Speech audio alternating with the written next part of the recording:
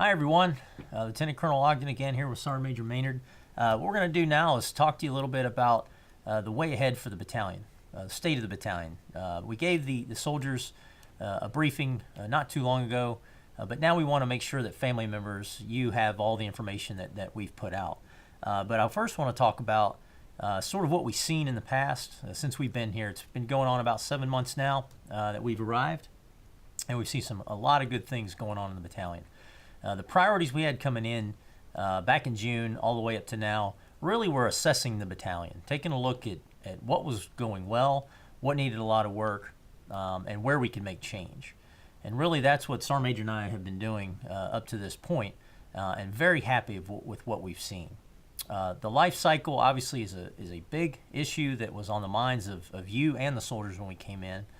We gave it a really good assessment, and we do have some changes that we are implementing, which I'll cover here shortly. But coming up over the next 6 months, just thinking of it from priority perspective, something we're going to continue to focus on in this battalion revolves around the vision that I've established.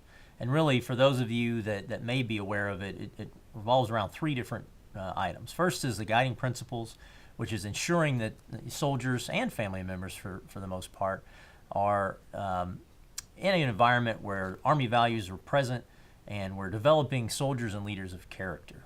So we're going to continue to focus on that. We're also going to continue on the leader development, training our leaders and ensuring that they're engaged in what's going on in the soldiers' day-to-day lives. The last component of the vision is the operational playbook. Really getting a detailed list of the tasks that have to be accomplished on a day-to-day basis to ensure we can accomplish our mission here on the island. So we're going to continue with that the next 6 months. Now we're going to get a little more detailed, obviously, over the next 6 months into specific training events. Some of those areas that we're going to focus on coming up revolve around what we call mission command, which is the old-fashioned command and control. From a battalion level, we're really going to apply some events and exercises and things that really increase our proficiency in that area. The other part we're really going to be pushing for is to get a lot more interaction with our bilateral partners, our Japanese partners. So those 2 areas you should see quite a bit more emphasis on over the upcoming months, as well as the life cycle that is continuously in motion with all the batteries and company. Now, speaking of the life cycle, as I mentioned, the Sergeant Major and I took a hard look, and it's a great system to work around, and it went really well the last 6 months, but it needed some tweaks like any good system does. So what we did is we had the staff go back and take a look at where we could maybe apply some changes, and we are going to be implementing those, and it started on January 1st actually, that units now are getting into. Some of the biggest changes that have come out of it really are that we are now powering down a lot of the tasks and the focus down to the battery and company level, so that the batteries and the company have the tools in hand to plan and execute the training in the number of days that they see fit. The old life cycle was a little more prescriptive. It was heavily reliant upon a 30-day cycle. It worked for some units, maybe not for some other units. So what we decided to do was say, hey, subordinate units at the battery level, you can go ahead and figure out how you need to accomplish your tasks and do it in the most effective manner. So essentially we relinquished some of that responsibility down to the units, which means, and you should interpret that as the battery level units will now have full control of all of their training and their time management. Now, one of the questions we did get was, with the new life cycle, how will this affect our family time? It actually won't affect it at all. It actually, in principle, should make it a lot better. There'll be a lot more predictability.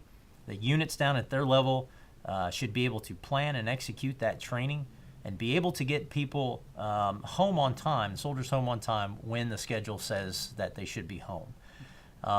Sergeant Major and I were really big on that. It was a lot of comments across the board, so we put this in place to see how it will go. The other things we focused on during the State of the Battalion, I mentioned family time. That was #1 concern on soldiers' mind when we posed a survey back in June. And the Sergeant Major and I, obviously, as we assessed the battalion, looked around, we were in agreement. There was a lot of time that was not being utilized correctly. Soldiers were inadvertently working a little bit later, but the life cycle that I mentioned here previously should fix a lot of that. And we're going to be very disciplined in that. Other things that we've done the past 6 months, we've tried to put a lot of unit functions in place. For those of you that came out the organizational day, it was a great event. For those that came to Turkey Bowl, we appreciate you coming out and supporting your team. We've had social events. I know units have done FRG events. We're really trying to maximize our time as a unit to make sure that families are involved. So we do have a lot more of that scheduled coming up in the next 6 months. We'll cover in another segment of the videos. But I just want you to know from the battalion perspective, we're really putting a lot of emphasis on rigidly sticking to time schedules, planning them, and executing properly. That was the major crux of what we covered. What I want to do now is turn it over to Sergeant Major for his comments, and there's also some changes coming down in the Army that he'd like to discuss as well.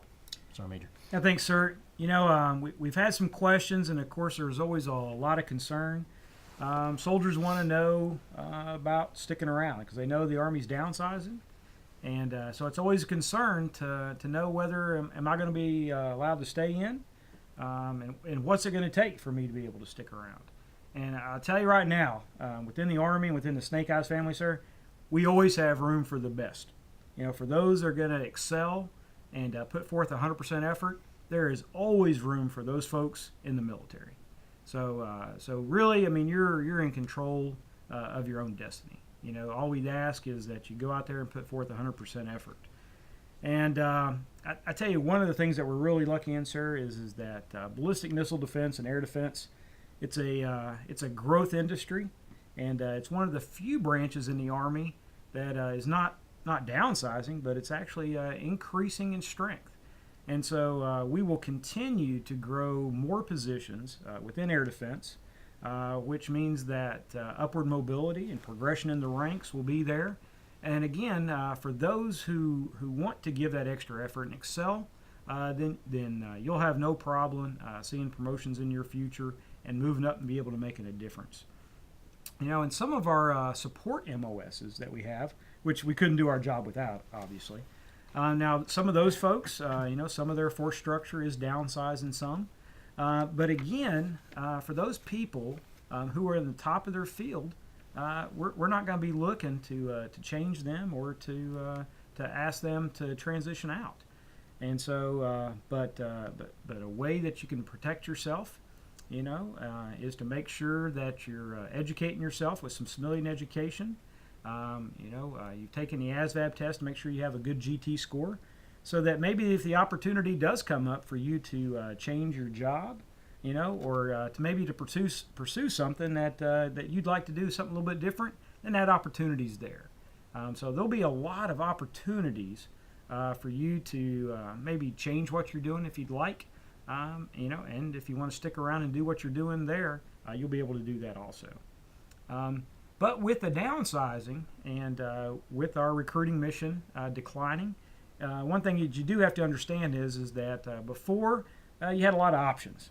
Mm-hmm. You know, when you wanted to re-enlist, you could really choose where you wanted to go. Maybe you wanted to go to airborne school, or maybe you just wanted to get a bonus to help you out. Well, those things will decrease. You know, just we use those as force-shaping tools to kind of get people to pick the jobs that maybe we need some more additional folks in. And so you'll see some tailoring of some additional money, some options to go where you want to go for some of those jobs that are out there within the Army. And the other thing that you will see too is that the maximum amount of time that you're going to be allowed to stay in the Army at your current grade is going to decrease some. Because realistically, we want you to progress. We want you to move up in the Army. We want you to move up in the unit. And so we're going to provide you the training and the tools to get you there. It shouldn't affect, again, those top performers. Again, and that's what we're looking for here. So even though the Army is downsized and we hear a lot of doom and gloom, sir, within air defense, within the Snake Eyes Battalion, within the Army, we always got room for top performers and those that are going to give their best. Yep, I agree, Sergeant Major. So hopefully that sheds a little bit of light on some of the ongoing big events within the battalion and some that are going on Army-wide. But it's going to be an exciting upcoming year, and I know that the Snake Eyes Battalion is going to continue to excel. So again, if there's any questions, please don't hesitate to address them, and we'll get you an answer as soon as possible. So thank you again.